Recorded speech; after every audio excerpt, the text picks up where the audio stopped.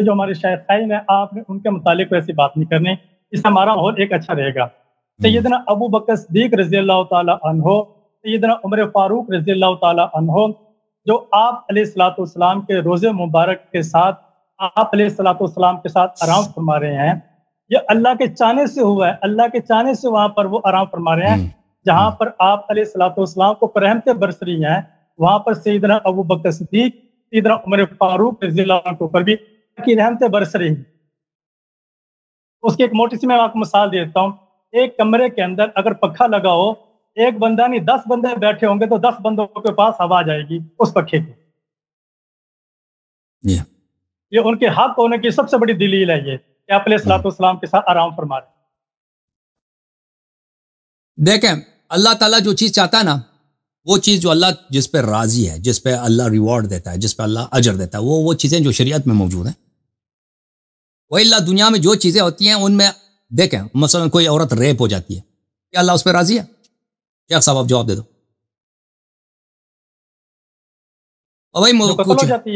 ہاں دیکھیں ابھی کچھ گجرات میں جو ہوا تھا نا، کوئی 20 سال پہلے فسادات ہوئے تھے گجرات انڈیا میں، وہاں پہ کیا ہوا کہ ہندوؤں نے اور مودی صاحب جو ابھی وزیر اعظم ہندوستان کے، ان لوگوں نے، وہ وزیر وہاں پہ چیف منسٹر تھے گجرات کے، وہاں پہ بہت فسادات ہوئے، مسلمانوں کو تباہ کیا، جلایا گیا، اور مسلمان عورتوں کے ساتھ بے حرمتی ان کو ریپ کیا ہندوؤں نے۔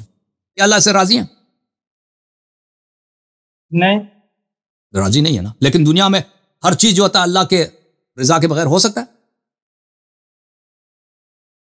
اب جو خیر کی بات ہے نا، جو خیر کی بات ہے، جو خیر کی بات بقول آپ کے، وہ اللہ کے چاہنے سے ہوتا ہے، نیکی اللہ کے چاہنے سے ہوتی ہے۔ چلیں اللہ کے چاہنے سے ہوتا ہے۔ یہ جو ریپ ہوا ہے اللہ راضی تھا یا نہیں ہوا بھائی؟ اللہ اگر راضی نہیں تو کیسے ہوا؟ یہ سمپل سا میں نے آپ سے جو عرض کیا ہے کہ جو وہاں پر اب جواب نہیں ہے، سن لو بھائی، سن لو آپ کو جواب نہیں۔ دیکھیں یہ جو ریپ ہوا ہے نا وہاں پہ، غلط باتیں جو دنیا میں تو بہت ہے نا، بچے قتل ہوتے ہیں، ابھی فلسطین میں جو ہو رہا ہے، اللہ راضی تو نہیں ہے نا۔ اللہ اگر راضی ہوتا تو قرآن میں کہہ دیتا کہ تم فلسطینیوں کو جتنا زیادہ مارو اتنا ہی ثواب ہے۔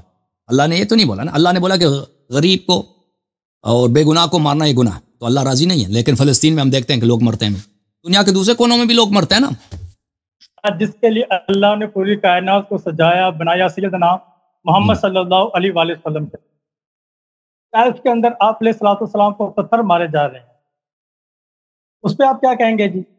اگر آپ واقعہ ایک گجرات کا سنا رہے ہیں، فلسطین کا سنا رہے ہیں، وہ تو ایک امتی ہیں، نبی علیہ الصلوۃ والسلام کے ساتھ جو ہو رہا ہے، جو وجہ کائنات ہے، طائف کے اندر مارا جا رہا ہے، پتھر مارے جا رہے ہیں، خون نکل رہا ہے جسم پہ سے، تو اس سے کیا تعلق ہماری گفتگو سے؟ اللہ نے کوئی عذاب نازل تو نہیں کیا نا؟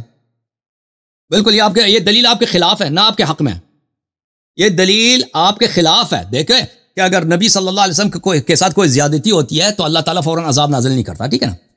طائف میں ان پہ اتنے پتھر برسائے گئے کہ ان کے پیر مبارک سے خون نازل ہو گئے، مکے میں اتنا ان کے ساتھ ظلم ہوا، ٹھیک ہے نا، وہ اپنے گھر سے فرار ہونے میں مجبور ہو گئے، دانت مبارک ٹوٹ گیا، ان کا چچا حضرت حمزہ کو شہید کیا گیا، ناک کاٹ وغیرہ جگر وغیرہ سب کاٹ دی معاویہ کی ماں نے، اور کھانا چبانا بھی شروع کر دی، عذاب نازل نہیں ہوا۔ تو اگر وہاں پہ عذاب نازل نہیں ہوا تو ادھر بھی اگر ان کے گھر پہ قبضہ ہوا، تو اگر اللہ نے عذاب نازل نہیں کیا تو اس سے ثابت نہیں ہوتا کہ اللہ اس سے راضی ہے۔ سمجھ میں آئی نا بات آپ کو؟ سمجھ میں آئی؟ تو اس لیے ابو بکر عمر کا وہاں پہ دفن ہونا یہ غصب ہے، چوری ہے، غصب سمجھتے ہیں نا؟ ہاں بالکل غصب ہے۔ کیوں آپ مجھے بتائیں نا کہ کس لیے دفن کیا گیا؟ پیغمبر نے اجازت دیا؟ اجازت نہیں دیا نا، کوئی وصیت ہے نہیں، تو اپنی زبردستی انہوں نے دفن کیا۔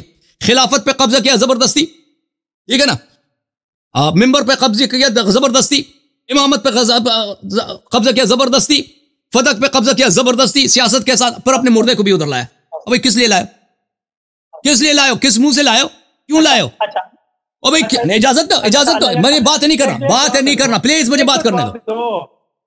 آئے کہ سوال کا جواب دے رہا ہے نا، اس کا اس میں تفصیل، وہ کس لیے لے کے آئے ہو اپنے مردے کو؟ میری بات تو سن لو بھائی، میری بات تو سن لو، مہربانی ہوگی آپ کی۔ سیدنا علی رضی اللہ تعالی عنہ، سیدنا حسین رضی اللہ تعالی عنہ، سیدنا حسن رضی اللہ تعالی عنہ جنتوں کے سردار ہیں۔ ابو بکر صدیق رضی اللہ عنہ کی خلافت ہے، عمر فاروق رضی اللہ عنہ کی خلافت ہے، عثمان غنی رضی اللہ عنہ کی خلافت ہے، اور وہ ان کے پیچھے نمازیں پڑھ رہے ہیں۔ یہ الگ سوال ہے بھائی، یہ الگ سوال ہے، وہ دفن والے کی تو سن لو نا پلیز یار، تم اتنے میں سمجھا کہ دفن کے متعلق پوچھ رہا ہے۔ میری بات سنو، اس طرح نہیں ہوگا بھائی. میں آپ بھائی صاحب اس طرح تم ایک سوال کا جواب نہیں سنتے نا, دوسرا سوال کرتے ہو. پلیز خاموش ہو جاؤ. اوکے بھائی, ایک واقعہ ایک حدیث ایسی. اب سن لو بھائی, اب سن لو. اب یہ شخص ڈسٹرب کر رہا ہے, میری بات کو نہیں سن رہا. وہ بھائی وہ کہہ رہا ہے کہ ان کے پیچھے نماز پڑھی. تم ایک حدیث دکھاؤ نا کہ ان کے پیچھے نماز پڑھی. اور تمہارے مذہب میں تو ایک کافر کے پیچھے بھی نماز ہوتی ہے, کسرے کے پیچھے نماز ہوتی ہے. اور بھائی یہ دیکھو, تو میں سمجھ رہا تھا, کہہ رہا تھا کہ اب امام علی علیہ السلام نے اعتراض کیوں نہیں کیا کہ یہاں پہ مردہ ہمارا دفنا گیا, ان کا دفنایا گیا ہے, ٹھیک ہے نا. یہ کہہ رہے ہیں کہ یہ ابو بکر عمر وہاں پہ دفنایا گیا, جنت کا ٹکڑا. اب اسی جنت کے ٹکڑے میں کفار بھی آتے تھے نہیں آتے تھے, منافقین آتے تھے نہیں آتے تھے.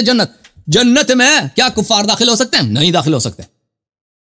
مسجد نبی صلی اللہ علیہ وسلم میں آج منافق نہیں جا سکتا؟ جا سکتا ہے جی, ادھر جا کے نماز بھی پڑھ سکتا ہے.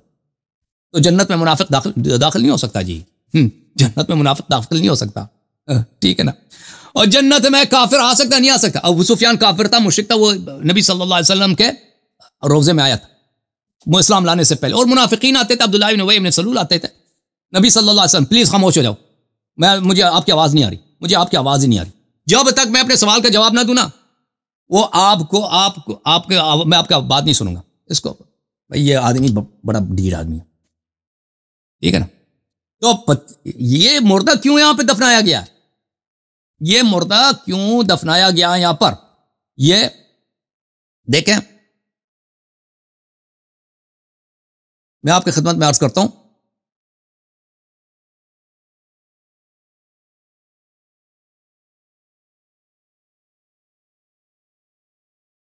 یہ ہمارے پاس حدیث ہے امام جعفر صادق علیہ السلام کی, یہ الصراط المستقیم الی مستحقی التقدیم. یہاں پہ اس کتاب میں امام جعفر صادق علیہ السلام کی حدیث ہے. روا عاصم بن حمید عن صفوان عن الصادق علیہ السلام انہما لم یبیتا معه الا لیلتا ثم نقلا الى واد فی جہنم یقال له واد الدود. یہ دو حضرات سسر جو نبی صلی اللہ علیہ وسلم کے ساتھ دفن تھے, ایک رات بھی وہاں نہیں ٹھہرے, ان کو ملائکہ نے فوراً منتقل کر دیا وہاں سے. وہ دونوں جہنم میں ہیں. نبی صلی اللہ علیہ وسلم کے ساتھ کوئی نہیں ہے, ان کی بیٹی ہو سکتی ہے, وہ دونوں نہیں ہیں جی. ملائکہ نے اسی وقت ان کو جہنم لے کے گئے تھے, ٹھیک ہے نا. ہاں چلیں جی, ایڈوکیٹ بھائی تشریف لائیں. ایڈوکیٹ میں آپ سے بات کرنا چاہ رہا تھا, خلیل صاحب میں آپ سے بات کرنا چاہ رہا تھا, لیکن آپ جو ہے نا دوسروں کا حق بھی لے رہے ہیں, دوسرے لوگ اتنے وقت سے منتظر ہیں, اور آپ جو ہے نا سوال کا آپ میں بات کرنے کی وہ نہیں ہے کہ آپ سوال کرتے ہیں تو جواب سن لیں. ایڈوکیٹ بھائی پتہ نہیں کب سے یہ بیچارے غائب ہے ہمارے صحبت سے.